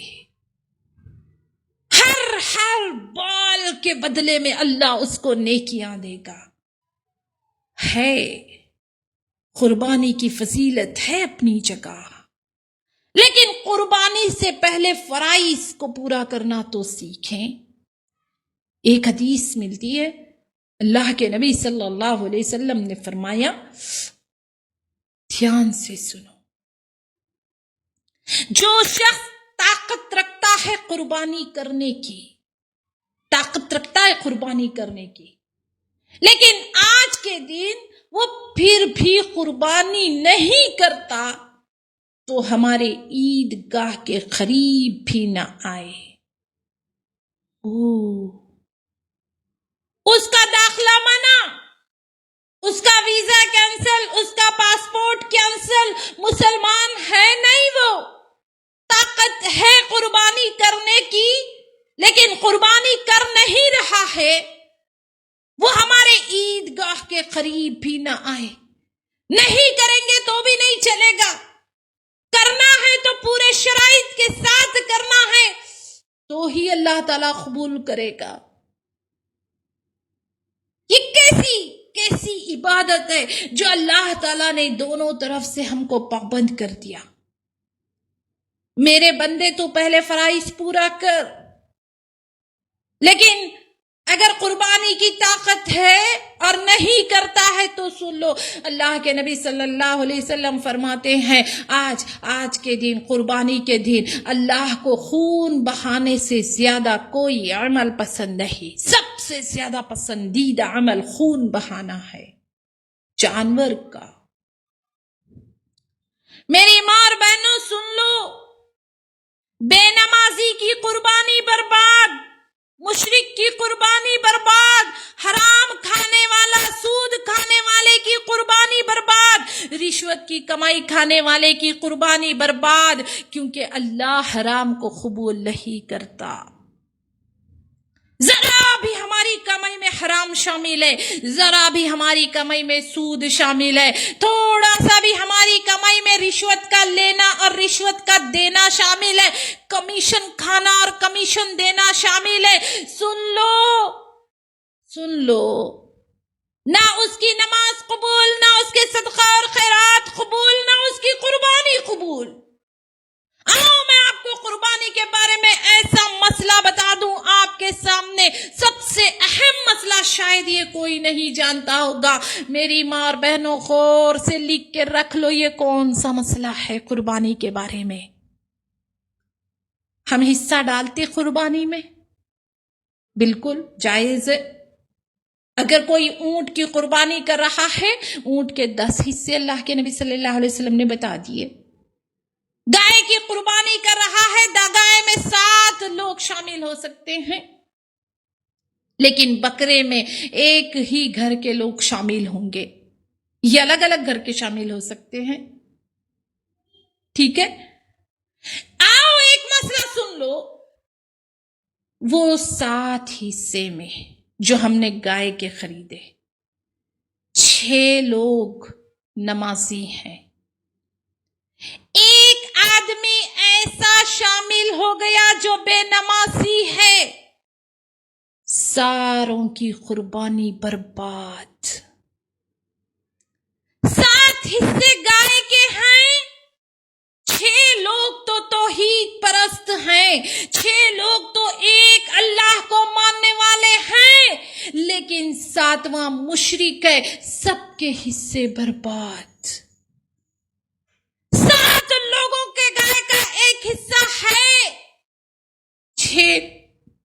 6 لوگ حلال کا کھانے والے ہیں، لیکن ایک اس میں ایسا شامل ہو گیا جس کی کمائی سود کی ہے، جس کی کمائی بیاج کی ہے، جس کی کمائی رشوت کی ہے، جس کی کمائی حرام کھانے والی ہے، جو سود لیتا اور دیتا ہے، جو رشوت لیتا اور دیتا ہے، جو غریبوں کا مال کھاتا ہے۔ ایک ہمارے حصے میں ایسا شامل ہو گیا جو بے نمازی ہے، جو یا تو مشرک ہے یا تو سود کے کھانے والا ہے، سب کی قربانی برباد ہو گئی، سب کی قربانی برباد ہو گئی۔ حصہ لگانے سے پہلے دھیان رکھو، جتنے 7 لوگ ہم ایک گائے میں شامل ہیں وہ پورے کے پورے نمازی ہوں، پورے کے پورے ایک اللہ کو ماننے والے توحید پرست ہوں، پورے کے پورے حلال کھانے والے ہوں، تب وہ جانور پاکیزہ ہوگا، اس میں کوئی حرام کی ملاوٹ نہیں ہوگی، تب جا کے اللہ کے دربار میں وہ قربانی قبول ہوگی۔ بالکل چوکنا رہنا ہے اس معاملے میں۔ ایسا نہیں ہے کہیں پر بھی گئے پیسے لگا دیے، کہیں پر بھی ہم کو نہیں معلوم کون 6 لوگ کون 7 لوگ اس میں شامل ہیں، حصہ کر کے ہمارا حصہ مسجد کے مؤذن نے، مسجد کے امام نے یا جس آدمی پہ ہم نے لگائے دے دیا اور ہم اٹھا کے گوشت گھر لا رہے ہیں۔ اتنی کیسی غفلت! اکثر تو یہ ہوتا ہے ہم اپنے خاندان کے لوگوں کے حصے لگا لیتے ہیں، چاچا، ماموں، پھپھی، خالہ، بھائی جان، پتہ نہیں کون کون، بولتے ہوئے بھی شرم آتی ہے نا ہم کو کہ تم میرے حصے میں شامل مت ہو جاؤ، ٹھیک ہے؟ اور پتہ چلتا ہے وہ خاندان کا وہ فرد حرام کھانے والا ہے، کلم کلا سود کے کاروبار میں ملوث ہے، کلا کلا یہ جھوٹ کی کمائی پہ پلنے والا ہے، ہمت نہیں ہے ہماری کہنے کی۔ خاندان دیکھنا نہیں ہے، رشتہ داری نبھانا نہیں ہے، اللہ سے بڑھ کر، اللہ کے حکم سے بڑھ کر، اللہ کی رضا سے بڑھ کر، اللہ کی خوشنودی سے بڑھ کر کوئی رشتہ نہیں ہے، نہ ہو سکتا ہے۔ خاندان کا حصہ نہ دیکھے، یہ قربانی اللہ کی رضا کے لیے ہے، اور اللہ کبھی مشرک سے راضی نہیں ہوتا، کبھی راضی نہیں ہوتا۔ میری ماں اور بہنوں، آؤ دیکھیں ابراہیم علیہ السلام کی زندگی ہمارے لیے نمونہ کیوں ہے۔ پہلی بات، ہم نے عشرہ ذی الحجہ جو شروع کے 10 دن ہے اس میں تکبیرات کہنا ہے، اس میں روزے رکھنا ہے، وہ تفصیل سے ہم نے سنا، قربانی کے اہم موٹے موٹے مسائل کو ہم نے سنا۔ اگر یہ قربانی عادتاً ہے، اگر یہ قربانی روٹین ہے، اگر یہ قربانی صرف لوگوں کو دکھانے کے لیے ہے، اگر یہ قربانی صرف بیٹی کے سسرال میں روب جمانے کے لیے ہے، رہنے دو، ایسی قربانی اللہ کو نہیں چاہیے۔ اگر یہ قربانی فرائض کو چھوڑ کے ہے، ہم فرائض پہ تو عمل کرتے نہیں، بے نمازی کی قربانی ہے، رہنے دو، اللہ کو یہ قربانی نہیں چاہیے۔ آؤ دیکھیے ابراہیم علیہ السلام کی زندگی میں اللہ نے کیوں ہمارے لیے نمونہ رکھا ہے، کیوں نمونہ ہے ہمارے لیے۔ جب ابراہیم علیہ السلام کو باپ کی ضرورت تھی، چھوٹے سے بچے، نہ کما سکتے، نہ اکیلے رہ سکتے تھے، ٹین ایجرز تھے بالکل، آزر ان کا باپ، کٹر بت پرست، یہ بتوں کا پجاری نہیں بلکہ بت بنانے والا خدا تھا، بت میکر تھا، یہ تو خدا میکر۔ سینکڑوں قسم کے خدا ان کے گھر میں بن رہے ہیں۔ ایک دن ابراہیم علیہ السلام نے سارے خداؤں کو توڑ دیا، سارے بتوں کو توڑ دیا، سارا معاشرہ، سارا خاندان، ساری برادری ابراہیم علیہ السلام کی دشمن ہو گئی، اور دشمنی میں سب سے آگے آگے تھا ان کا سگا باپ۔ جب ابراہیم علیہ السلام کو باپ کی ضرورت تھی، باپ تھا لیکن دشمن سے بڑھ کر۔ جب ابراہیم علیہ السلام کو توحید کی خاطر زندہ آگ میں ڈالا گیا، آگ میں ڈالنے والا باپ خداؤں سے اتنی محبت باپ کو کہ بیٹا قربان کرنا پڑے کرے گا۔ جب باپ کی ضرورت تھی، باپ نہیں ہے، جوانی ہے، لیکن سارے رشتہ دار، ساری قوم، ساری برادری، یہاں تک کہ بادشاہ بھی ابراہیم علیہ السلام کا دشمن ہے۔ یہ کیسی جوانی ہے؟ جوانی تو اتنی خوبصورت ہوتی ہے، یہ کیسی جوانی جو صرف لڑتے، اور وہ بھی توحید کے لیے لڑتے ہوئے گزر رہی ہے۔ سوچو، اللہ کو جوان لوگ بہت پسند ہے۔ میری ماں اور بہنوں، یاد رکھو، جوانی کی عبادت اللہ کو پسند۔ قیامت کے دن ہٹے گا نہیں کوئی جب تک کہ وہ یہ سوال کا جواب نہ دے دے، جوانی تم نے کہاں گزاری؟ جوانی اللہ نہیں پوچھے گا قیامت کے دن تم نے بچپن کہاں گزارا، نہیں پوچھے گا ہمارا رب ہم سے قیامت کے دن تم نے بڑھاپا کہاں گزارا۔ ایک سوال ہوگا قیامت کے دن، بتا میرے بندے تو نے جوانی کہاں گزاری؟ اتنی اہم ہے جوانی ہمارے لیے، اور وہ جوانی ابراہیم علیہ السلام نے لگا دی اللہ کے راہ میں۔ جوانی کو لگا دو اللہ کی راہ میں، اپنے جوان بچوں کو لگا دو اللہ کی راہ میں۔ مائیں ہیں، پتہ ہے، جوان بچے ہیں، یہ کیا بڑھاپے میں داڑھی رکھ لینا، کیا جوانی میں داڑھی رکھ رہا ہے، یہ کیا بڑی بوڑھی عورتوں کے جیسے تم پردہ کر رہی ہو۔ یعنی ساری عبادتیں ہم نے بڑھاپے کے لیے رکھ دی ہیں۔ جب ضرورت تھی باپ کی، باپ ساتھ نہیں ہے، اٹھا کے لوگوں نے ڈال دیا ابراہیم علیہ السلام کو زندہ دہکتی ہوئی آگ میں۔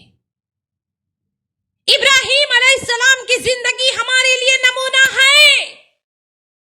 دیکھ لو میرے بندو، اگر تمہاری موت نہیں ہے اور کوئی تمہیں دہکتی ہوئی آگ میں بھی ڈال دے، موت وہاں پر بھی نہیں آئے گی۔ کرونا آئے، وائٹ فنگس آئے، بلیک فنگس آئے، یلو فنگس آئے، لیکن جب اللہ نے اس میں ہماری موت لکھی ہی نہیں ہے، کوئی مرے گا بھی نہیں، سن لو، نہیں کوئی مرے گا۔ لیکن اگر ہماری موت ہے، کسی کرونا، کسی بلیک، وائٹ، یلو فنگس کی ضرورت بھی نہیں ہے، وہ بغیر کسی وجہ کے مر ہی جائے گا، ایک مچھر کے کاٹنے سے۔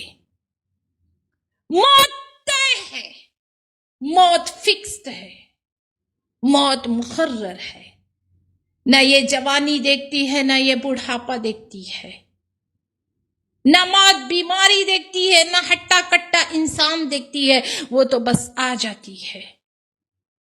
آپ نے دیکھا ہوگا کتنے بیمار ابھی تک بستر پہ موجود ہیں، اور کتنے ہٹے کٹے جوان لوگ چلے گئے اس دنیا سے۔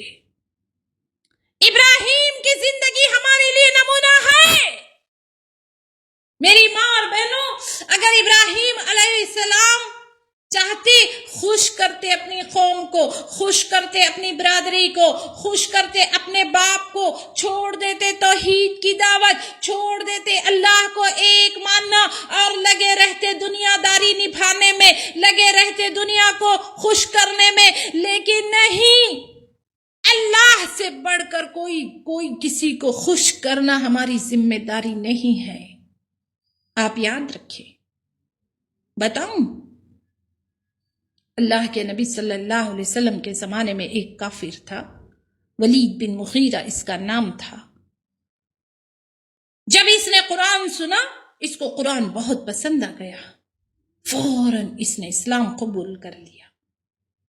جب ابو جہل کو پتا چلا کہ ولید بن مغیرہ نے اسلام قبول کیا ہے، یہ دوڑا دوڑا آیا ولید بن مغیرہ کے پاس اس کی انسلٹ کرنے کے لیے. ڈھیر سارا چندہ جمع کر کے لایا ہے اور پوچھتا ہے ولید بن مغیرہ، کیا تم اس چندے کے لیے مسلمان ہوئے ہو؟ تو آؤ، تمہاری قوم تمہیں اتنا چندہ جمع کر کے دے دے گی، تم قوم کے سب سے امیر، سب سے رئیس، سب سے ریچ آدمی بن جاؤ گے.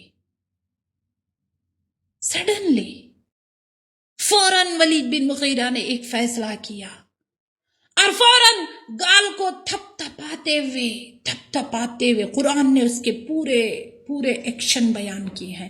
وہ بس ایسے گال تھپ تھپایا اور کہا، توبہ توبہ توبہ توبہ، میں اور اسلام قبول کروں گا. نعوذ باللہ، میں تو مذاق کر رہا تھا. اللہ نے فوراً قرآن کے اندر آیت نازل کر دی. سن لو آیت کیا ہے؟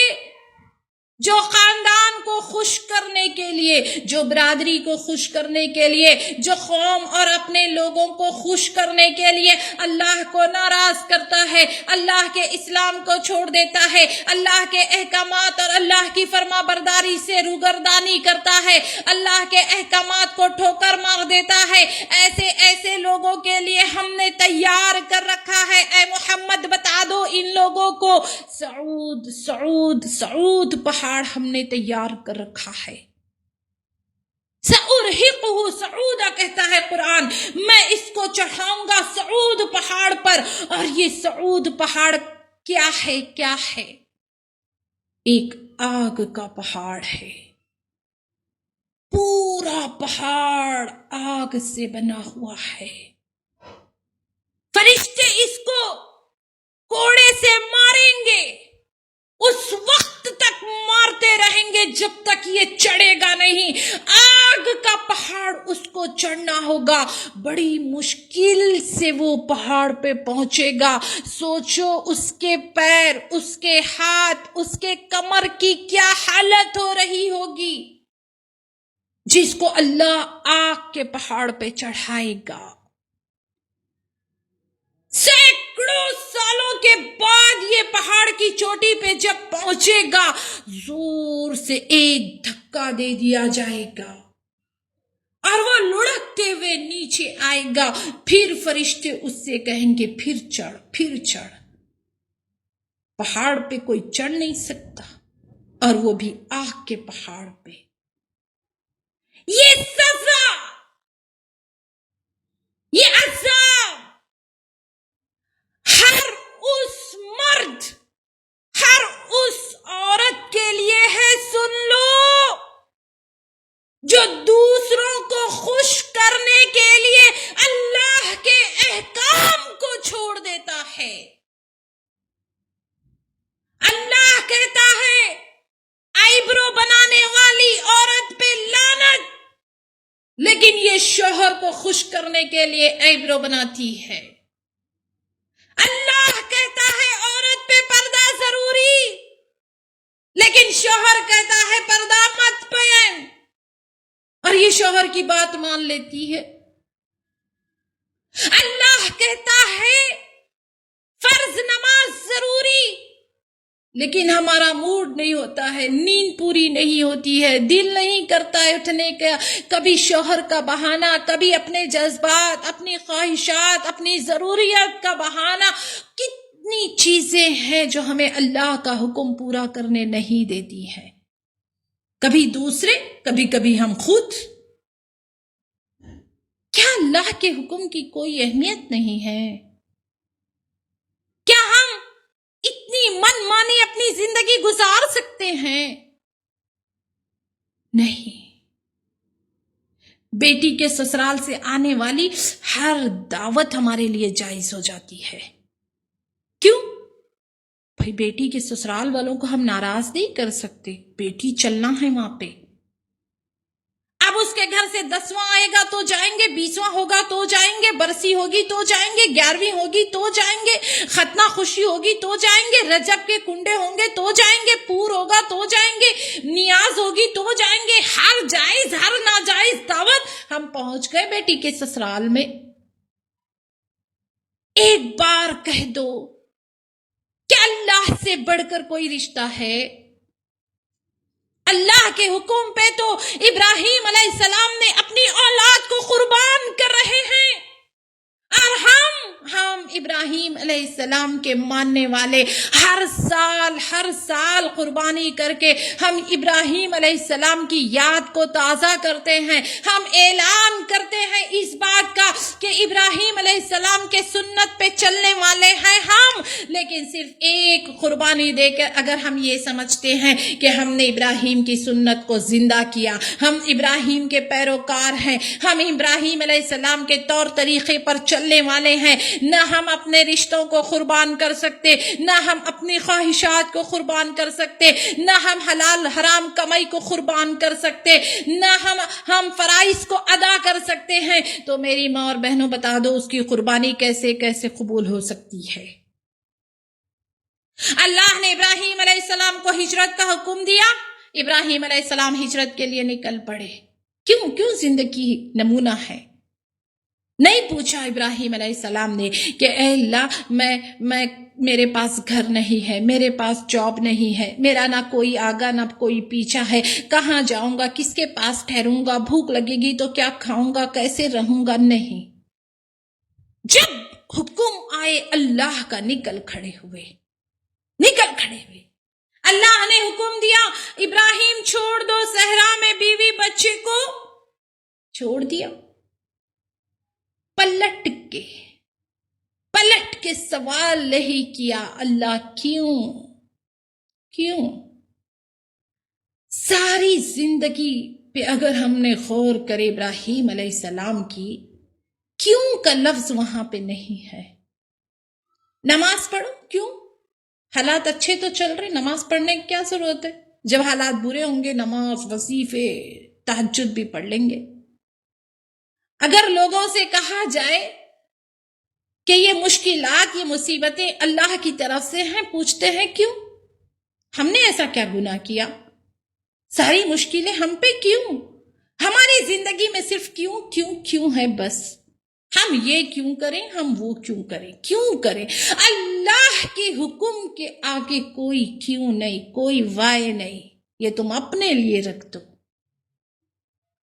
حکم ہوا ہجرت کرو، ہاں ٹھیک ہے، کیوں نہیں، پلٹ کے جواب نہیں. اللہ کا حکم تھا بیوی بچوں کو صحرا میں چھوڑ دو. اللہ کیسے رہیں گے، کیوں چھوڑو، کیا تیری وجہ ہے؟ نہیں. اللہ نے اولاد کی قربانی مانگی، پوچھا نہیں کیوں. اولاد کی تک قربانی دینے کے لیے تیار ہو گئے.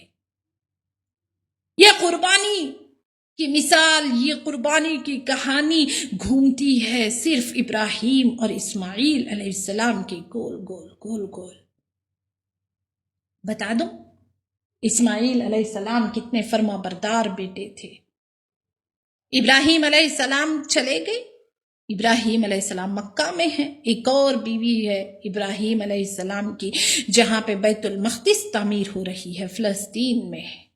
وہ کئی سالوں کے بعد ابراہیم علیہ السلام کا آنا ہوا. دیکھا اسماعیل گھر پہ موجود نہیں ہے، عورت ہے. اسماعیل نے شادی کر لی. پوچھتے ہیں اسماعیل کہاں ہے؟ کہا شکار پہ گئے ہیں. اچھا. پوچھا تم کون اور کیسی زندگی چل رہی ہے؟ اتنی شکایت عورت نے شروع کی. تو ابراہیم علیہ السلام نے ایک پیغام دیا اسماعیل کے لیے. جب اسماعیل گھر واپس آئیں تو کہنا اپنے گھر کی چوکھٹ بدل لے. چوکھٹ. جب اسماعیل علیہ السلام گھر پہ آئے، عورت نے کہا پتہ نہیں کون ایک بزرگ سے آدمی آئے تھے اور انہوں نے آپ کے لیے ایک پیغام دیا ہے، اپنے گھر کی چوکھٹ بدل لے۔ اسماعیل علیہ السلام فوراً سمجھ گئے اور طلاق دے دیا اپنی عورت کو۔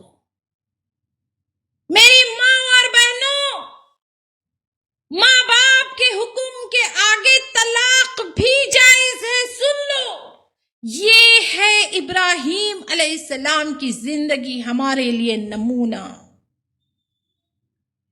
لیکن یہاں شادی ہوتی ہے، کہاں کا ماں، کہاں کا باپ، کہاں کے بہن بھائی، پوری زندگی صرف بیوی کے گول گول گول گول۔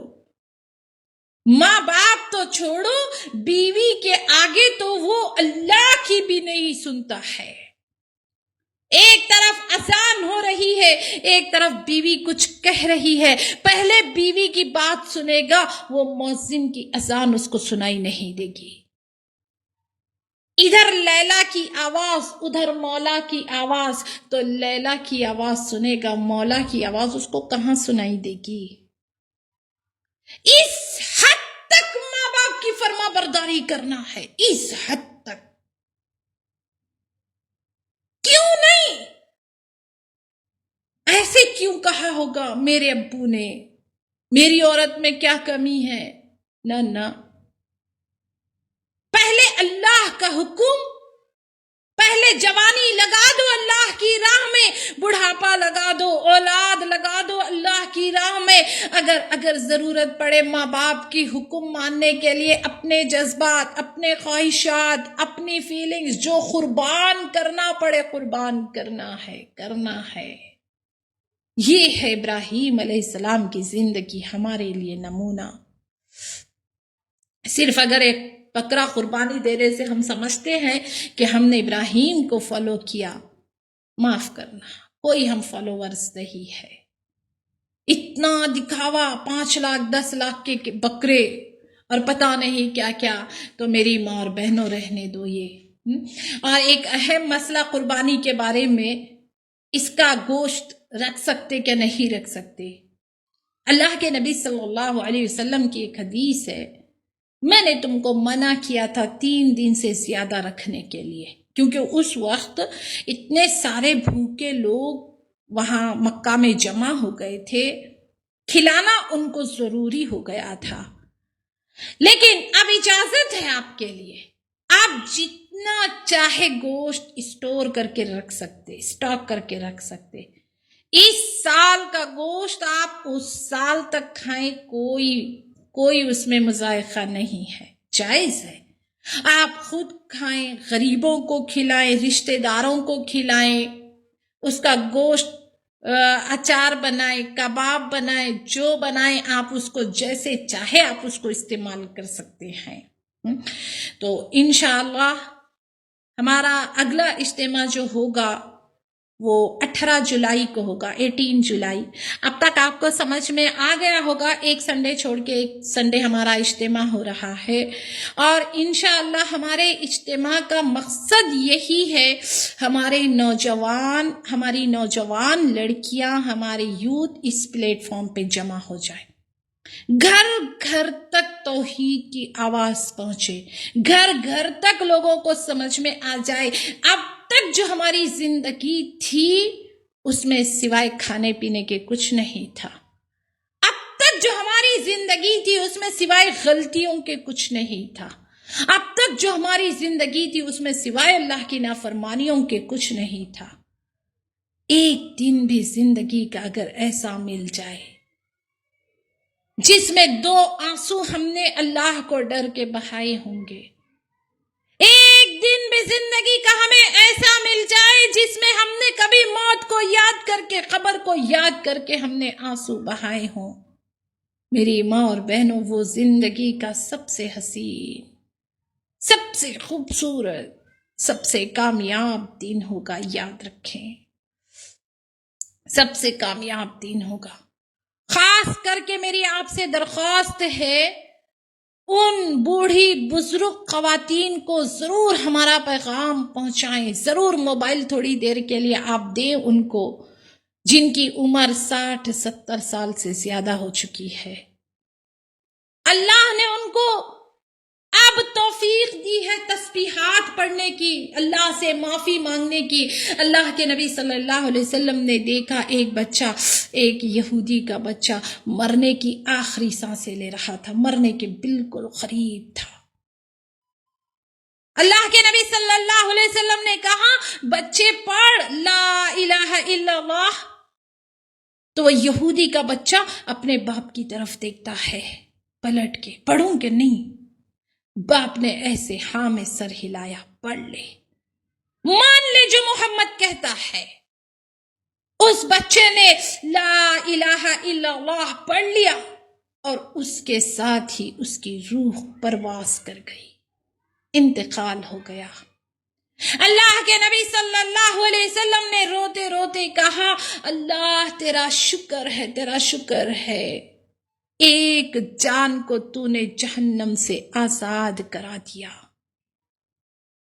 ایک جان، ایک نفس، ایک کوئی جہنم سے آزاد ہو گیا۔ مرتے مرتے بھی اس تک ہماری آواز پہنچ گئی، مرتے مرتے بھی اس نے اپنے شرک سے توبہ کر لیا، مرتے مرتے بستر مرگ پہ پڑا ہے، سارا دھڑ اس کا بیکار ہو گیا ہے، جسم ناکارہ ہو گیا ہے، پیشاب کی تھیلی لگی ہوئی ہے، پڑھ نہیں سک رہا ہے، لیکن اس نے اپنے گناہوں سے توبہ کر لی۔ میری ماں اور بہنوں، ہمارے اجتماع کا مقصد حاصل ہو گیا۔ ہر بیمار کو سناؤ، ہر بوڑھے بزرگ کو سناؤ، ہر مرنے والے کو سناؤ، شاید وہ لا الہ الا اللہ پڑھ لے۔ زندگی بہت کم، بہت کم، بہت مختصر ہوتے جا رہی ہے۔ آؤ اس زندگی کو ہم اسلام کے لیے لگا دیں، آؤ ہماری خواہشات کو قربان کر دیں اس بقرعید پر، آؤ ہم اپنے جذبات کو قربان کر دیں اس بقرعید پر، آؤ حرم حرام کی دولت کو قربان کر دیں اس بقرعید پر، اور ہم ایک اللہ کے فرما بردار، ایک اللہ کے سچے بندے بن کے باقی کی زندگی گزاریں۔ اس سے اچھی بات اور کیا ہو سکتی ہے؟ آمین۔ واخر دعوانا الحمدللہ رب العالمین۔